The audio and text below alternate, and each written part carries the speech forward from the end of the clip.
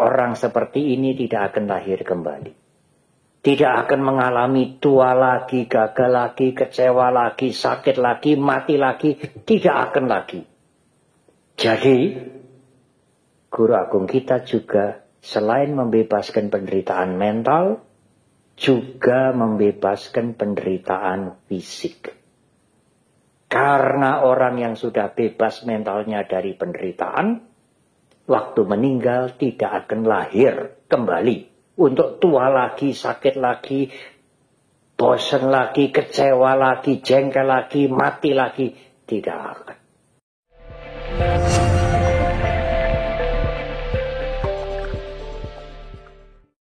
Namo tassa bhagavato arahato sama sambuddhassa.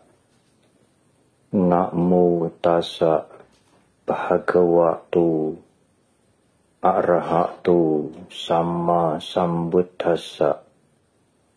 Namo tassa bhagavato arahato sama sambuddhassa.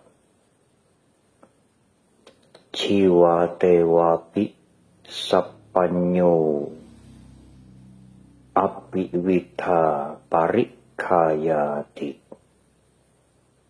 Kevin Wu, Ibu Bapak dan saudara-saudara yang berbahagia. Tiap-tiap tahun perayaan Waisak tidak pernah surut. Semakin bertambah, semakin meluas.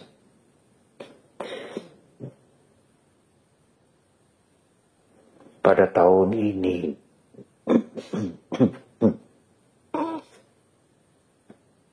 Vietnam menjadi tuan rumah merayakan Waisak yang diayomi atau atas nama Perserikatan Bangsa-Bangsa United Nations Waisak Internasional. Tahun yang akan datang United Nations akan merayakan Waisak di Tiongkok, di RRT. Ada gagasan semoga pada tahun 2027 Indonesia menjadi tuan rumah Waisak Perserikatan Bangsa-Bangsa. Waisak Day of United Nations 2027. Semoga Pak Supriyadi masih jumeneng dirjen.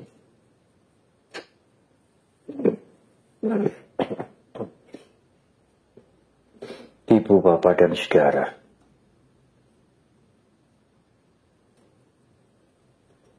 ada peristiwa yang mengejutkan Pangeran Siddhartha. Peristiwa yang bagi beliau adalah peristiwa yang sangat asing, yang tidak pernah beliau lihat selama lebih dari 25 tahun di dalam istana.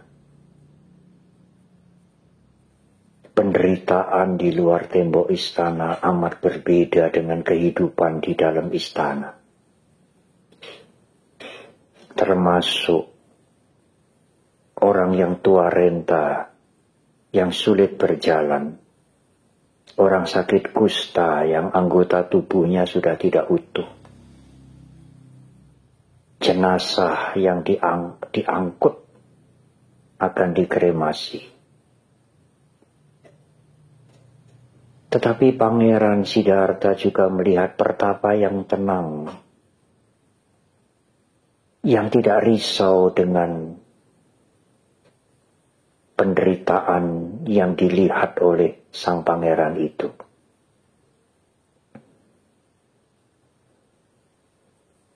Apa yang beliau lihat di luar tembok istana itu sangat mengejutkan, mengguncangkan pemikiran Pangeran Siddhartha. Apalagi beliau menyadari bahwa dirinya juga akan mengalami seperti itu. Meskipun beliau anak raja dan tinggal di dalam istana yang penuh dengan kemuliaan duniawi, kenyamanan, kedudukan yang sangat tinggi.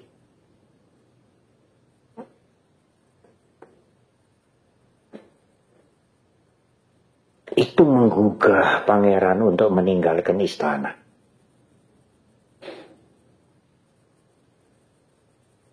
Tidak sekadar ingin menolong penderitaan dengan ala kadarnya.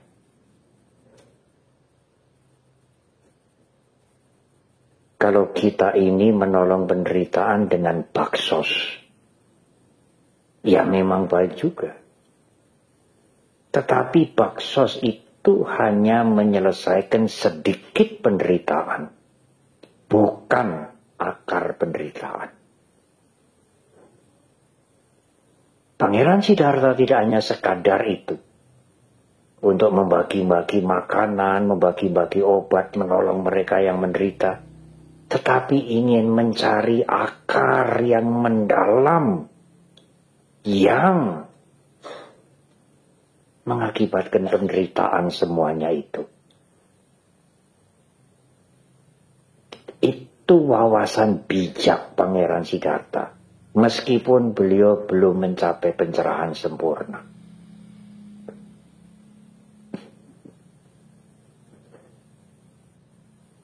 Beliau berguru, masuk keluar desa ke hutan, makan makanan yang sederhana, tinggal di tempat yang sederhana, yang semula beliau adalah seorang pangeran.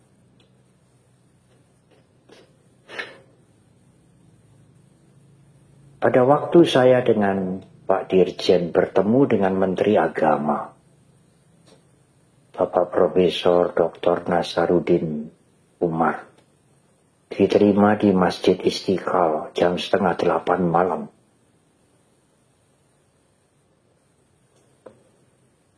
Beliau menyampaikan kepada kami, Pak Dirjen ada di samping beliau.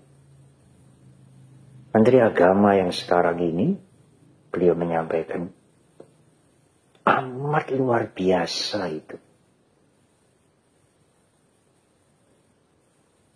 Pangeran putra mahkota.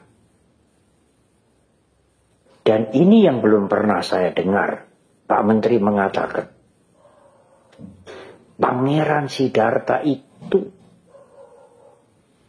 kalau tidak meninggalkan istana, beliau itu akan menjadi raja 2 kerajaan.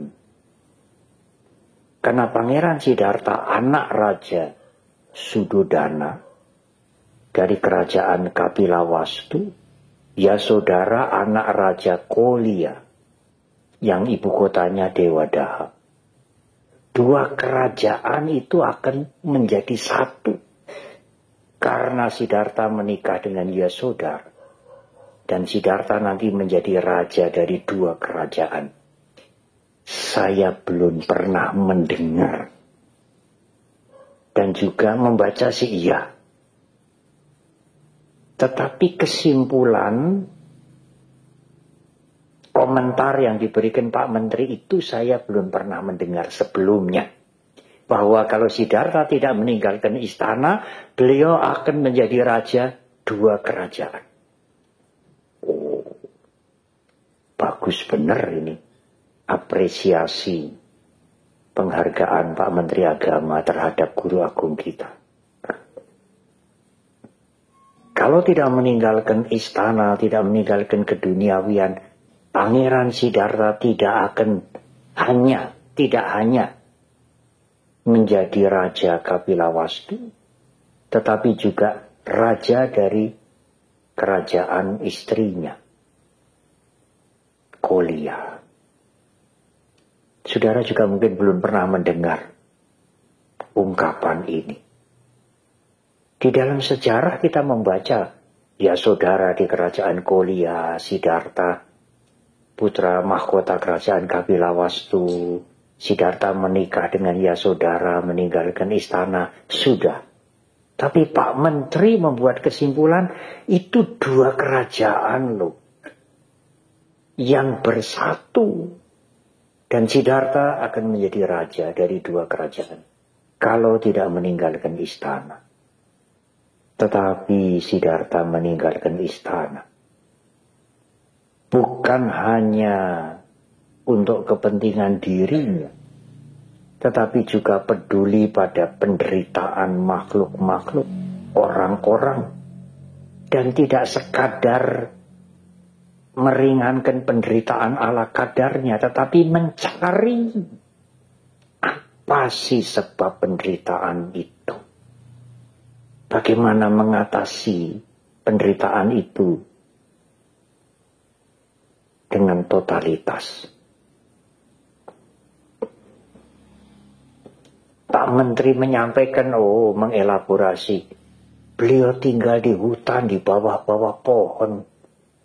Sulit saya membayangkan anak raja putra mahkota, calon menjadi raja dua kerajaan, meninggalkan kemuliaan duniawi, kedudukan. Kalau tidak mempunyai wawasan bijak, mungkin sebaliknya. Ya, di luar menderita ketuaan, sakit, ya gimana lagi? Yang penting saya di dalam istana kan tidak. Kalau orang berpikir lumrah begitu. Apalagi kalau calon putra mahkota pasti menjadi raja. Biasanya kalau sudah makmur itu ingin makmur terus.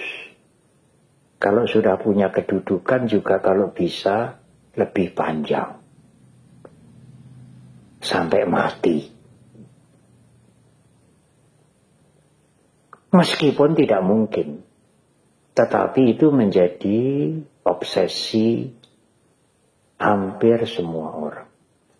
Siddhartha dengan wawasan yang bijak meskipun belum mencapai pencerahan, ternyata kemuliaan duniawi, kenyamanan di istana tidak bisa menyelesaikan penderitaan. Aku harus pergi mencari sebab yang sebenarnya mengapa penderitaan harus terjadi. Pangeran Siddhartha mengalami struggling 6 tahun. 6 tahun bukan waktu yang singkat. Struggling di hutan-hutan belantara. Menyiksa diri setelah tidak puas berguru. Namun akhirnya beliau mencapai pencerahan sempurna. Dengan usaha beliau sendiri sebagai Sama Sambuddha di bulan Purnama, bulan Waisakha. Lalu beliau melihat sendiri, inilah akibat yang membuat manusia menderita itu. Ini biang keladinya.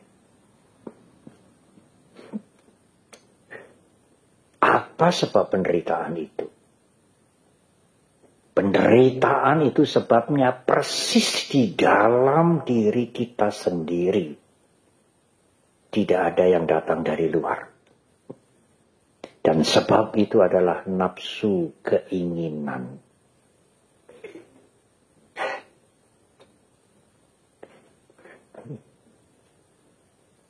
Secara singkat. Lalu apakah tidak boleh bagi orang punya nafsu? Apakah tidak boleh orang punya keinginan? Punya nafsu berbahaya. Punya keinginan yang terukur bukan sebab penderitaan. Tapi kalau keinginan sudah menjadi nafsu, itu sebab penderitaan. Dalam bahasa Pali disebut tanha. Kalau keinginan itu dituruti karena menjadi nafsu, menjadi upadana. Yang hafal Patijja Samuppada tentu mengerti. Upadana itu lengket, ketagihan. Itu karena keinginan yang diulang-ulang-ulang. Mengapa diulang-ulang? Karena keinginannya menjadi nafsu.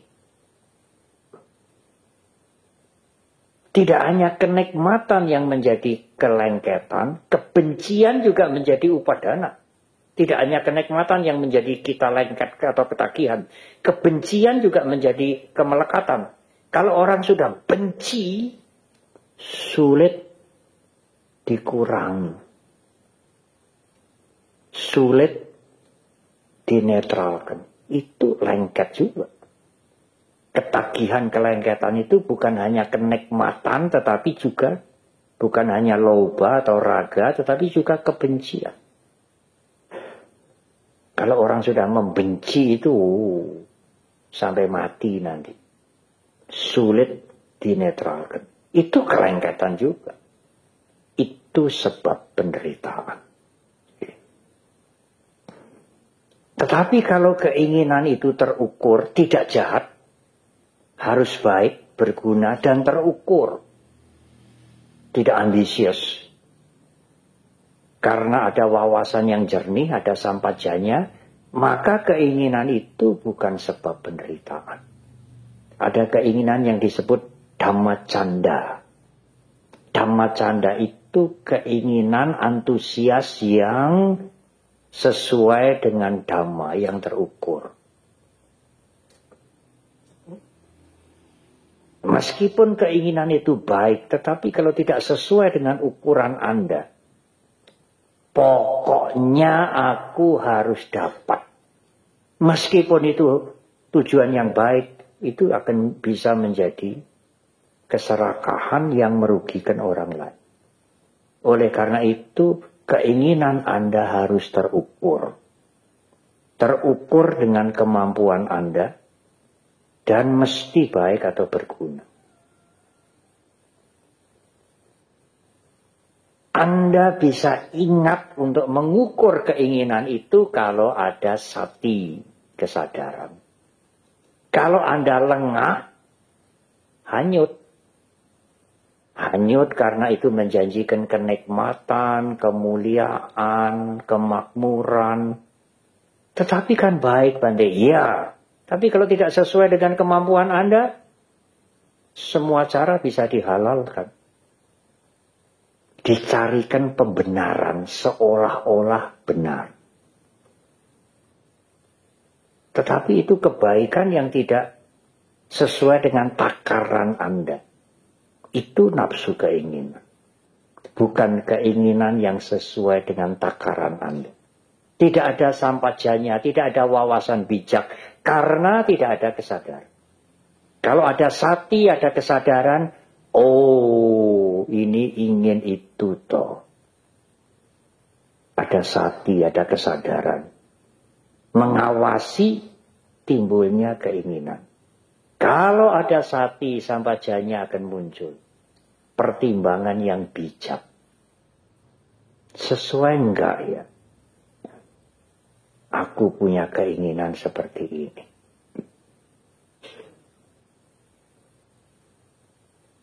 Nah,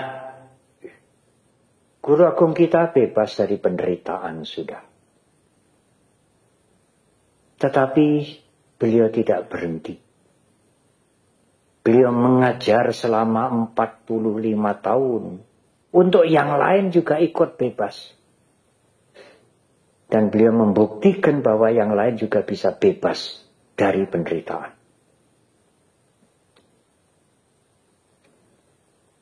Tetapi beliau bebas juga. Ada satu perumpamaan yang bagus. Kalau Anda ingin menyeberang jalan raya, lalu lintasnya ramai, lalu lintas penderitaan. Anda ingin menyeberang, di seberang sana lebih baik. Di seberang sini, kotor, bau, penuh penyakit. Tetapi untuk mencapai sana, ini lalu lintas penderitaan ini padat sekali. Tidak mudah. Tetapi selain saudara, selain Anda, kanan kiri Anda juga ada orang-orang yang mau menyeberang. Bukan hanya Anda sendiri. Anda membantu kanan kiri Anda juga. Ayo kita menyeberang. Kalau Anda berhasil menyeberangkan mereka, Anda sendiri otomatis ikut menyeberang. Kalau Anda ingin menyeberangkan yang lain, tetapi Anda sendiri tidak menyeberang, ya yang diseberangkan juga tidak ikut menyeberang. Kalau Anda berhasil menyeberangkan yang lain, menuntun menyeberangkan yang lain, mencarikan jalan supaya tidak tertabrak penderitaan, lalu lintas penderitaan, Anda menolong mereka sampai berhasil menyeberang. Otomatis Anda sendiri ikut nyeberang. Kalau bahasa Jawa lebih gampang. Kemarin saya menyampaikan ini di Magelang. Kemudian Bapak Kakan, Kepala Kantor Kakan Kemenak, Pak namanya Muhin atau mungkin. Beliau memberikan sambutan. Beliau mengutip perumpamaan ini dengan bahasa Jawa, aduh bagus banget. Saya mengatakan, Bapak bagus sekali, saya mau ambil itu. Dia mengatakan, kalau orang mau nyabrangke kancane, yang nyabrangke itu mesti katut nyebrang. Orang yang menyeberangkan temannya itu mesti katut nyebrang. Nah itu bahasa Indonesia sesingkat itu sulit. Kalau Anda mau menyeberangkan teman Anda sendiri mesti katut nyebrang. Bagus sekali itu. Beliau bukan seorang Buddhis. Tetapi dengan menangkap kalimat ini dan beliau mengulang kembali, beliau sudah mengerti Dhamma. Meskipun hanya beberapa kalimat. Dan Dhamma yang penting sekali. Ibu, bapak, dan saudara. Itulah perlunya wawasan yang bijak. Supaya keinginan baik sekalipun tidak menjadi nafsu. Kalau keinginan baik menjadi nafsu, menjadi sumber penderitaan. Saya mengutip kalimat dari Theragata di permulaan, di awal khotbah ini. Jiwa tewapi sapanyu api wita parikaya. Jiwa tewapi sapanyu. Orang yang punya panya, punya wawasan yang bijak, bisa bertahan hidup. Jiwa tewapi sapanyu punya panya. Api wita parikaya, meskipun ekonominya hancur. Meskipun ekonominya merosot sampai hancur lah, semoga tidak. Orang yang punya panya, sapanyo, dia bisa bertahan hidup. Tapi sebaliknya di ayat itu juga disebutkan, kalau orang ekonominya cukup, tidak punya panya, tidak punya wawasan bijak, saat itu dia sudah mulai hancur. Untuk judi, untuk foya-foya, untuk kepentingan yang tidak terukur, dan lain-lain. Apalagi membiayai kejahatan. Meskipun ekonominya berkelebihan, orang yang tidak punya sapanyo, tidak mempunyai wawasan bijak, saat itu dia mulai hancur.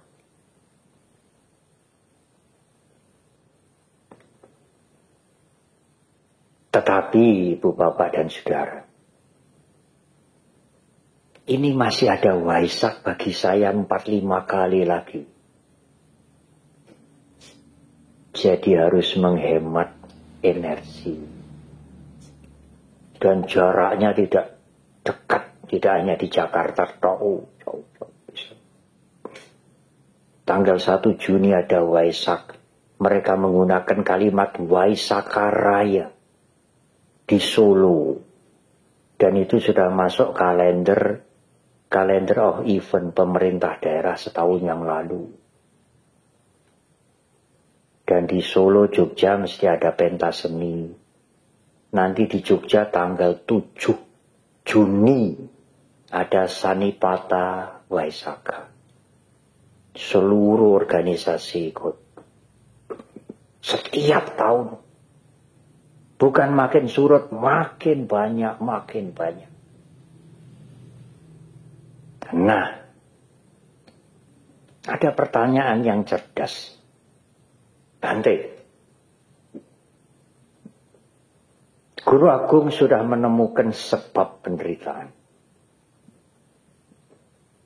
Tanha, keinginan yang menjadi nafsu, yang berkobar-kobar.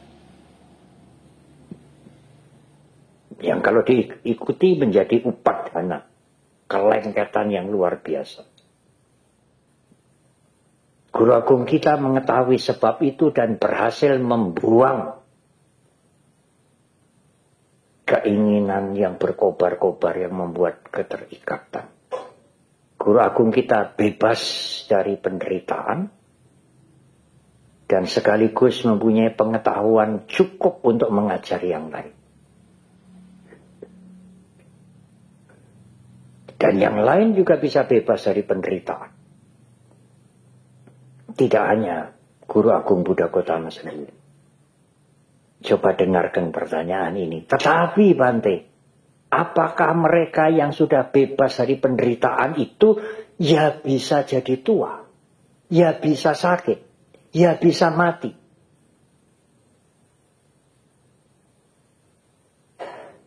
Kalau saya masih muda, saya menjawab, ya bisalah.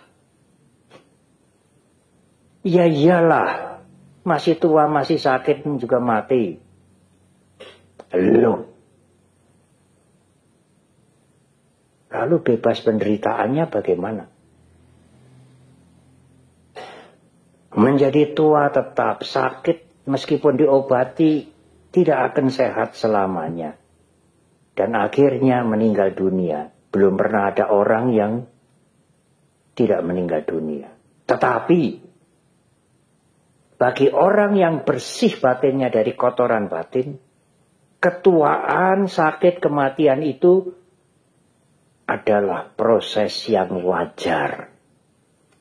Tidak menjadi penderitaan. Kalau saudara sudah mulai tua, rambut sudah memutih, ini sudah berkeriput. Kalau Anda menerima, oh ini wajar, ini wajar. Semua orang mengalami. Anda tidak penasaran, Anda tidak protes, Anda tidak menderita. Lalu kemudian sakit diobati. Tidak mengeluh. Tidak kenapa kok saya bisa sakit begini. Saya sudah obati sembuh kok sakit lagi. Siapa yang tidak pernah kena sakit? Apakah sehat itu kekal? Nanti kalau sudah tua, kalau bisa ya tua terus. Kenapa? Tidak mau mati. Menolak perubahan itulah penderitaan. Nafsu ingin menolak penderitaan itulah. Ingin menolak perubahan itulah menjadi benar-benar penderitaan. Tetapi kalau perubahan itu diterima secara wajar, oh iya wajar. Mental Anda tidak menderita, tetapi perubahan tetap jalan. Guru agung kita membebaskan penderitaan mental, bukan penderitaan fisik. Oh, kalau nanti ikut agama Buddha nggak akan tua. Wah, bagaimana? Nggak akan sakit, nggak akan mati. Tidak mungkin. Agama Buddha tidak bisa menghentikan proses perubahan. Tetapi agama Buddha memberikan jalan menghentikan penderitaan. Penderitaan mental itulah yang Sang Buddha stop. Tetapi fisik ini akan terus berubah. Tidak bisa, tidak tua, tidak sakit, tidak mati, tidak bisa. Arahat pun terkenal. Guru agung kita juga parinibbana. Tetapi mereka yang bersih batinnya, tua, sakit, mati itu ya wajar. Siapa yang tidak mengalami? Kalau itu ditolak, yang wajar menjadi penderitaan. Kok mau menolak yang wajar itu bagaimana toh? Kalau besok pagi matahari terbit dari timur, apakah mendung, apakah cerah, mesti terbit dari timur. Kalau Anda mau menolak, bagaimana? Mental Anda menjadi gila. Tidak wajar. Itu sebab penderitaan. Tetapi, masih ada tetapinya. Kalau mereka yang mentalnya sudah bersih, mentalnya bebas dari penderitaan, kalau sudah meninggal dunia, orang seperti ini tidak akan lahir kembali. Tidak akan mengalami tua lagi, gagal lagi, kecewa lagi, sakit lagi, mati lagi. Tidak akan lagi. Jadi, guru agung kita juga selain membebaskan penderitaan mental, juga membebaskan penderitaan fisik. Karena orang yang sudah bebas mentalnya dari penderitaan, waktu meninggal tidak akan lahir kembali. Untuk tua lagi, sakit lagi, bosan lagi, kecewa lagi, jengkel lagi, mati lagi. Tidak akan. Maka kalau seseorang mentalnya bebas dari penderitaan, kalau meninggal dunia, dia juga akan bebas, fisiknya juga akan bebas dari penderitaan. Karena tidak lahir kembali. Guru agung kita membebaskan penderitaan mental. Iya, sekarang. Karena kita terlanjur hidup. Terlanjur punya fisik. Terlanjur punya jasmani. Harus mengalami proses ketuaan, sakit, dan mati. Tetapi mental kita tidak menderita. Nanti kalau kita sudah meninggal dunia, kalau mental kita bersih dari kotoran batin, kita juga bebas dari penderitaan fisik. Sekaligus. Oleh karena itu disebut parinibbana. Penderitaan yang total. Mental sudah tidak menderita, fisik juga sudah tidak menderita lagi. Ibu, bapak, dan saudara, itulah yang diwariskan oleh guru agung kita. Yang bertahan 2600 tahun lebih. Umurnya Dhamma ini, ajaran guru agung kita, 2600 tahun lebih. Bukan 2569, Bante. Itu kan dihitung sejak guru kita parinibbana. Kalau dihitung sejak guru kita mengajarkan pertama, asada, 2569 ditambah 44 tahun. 2613 tahun yang lalu. Umur ajaran guru agung kita ini 2613 tahun. Ibu, bapak, dan saudara, mari kita berjuang masing-masing untuk membebaskan diri kita dari duka. Dan juga membantu yang lain, membimbing yang lain untuk juga bebas dari duka. Selamat Tri Vaisakha Puja Dan malam hari ini Waisakha Atthami Puja, saat jasad Guru Agung kita dikremasikan. Semoga semua makhluk berbahagia. Terima kasih. Sadu, sadu, sadu.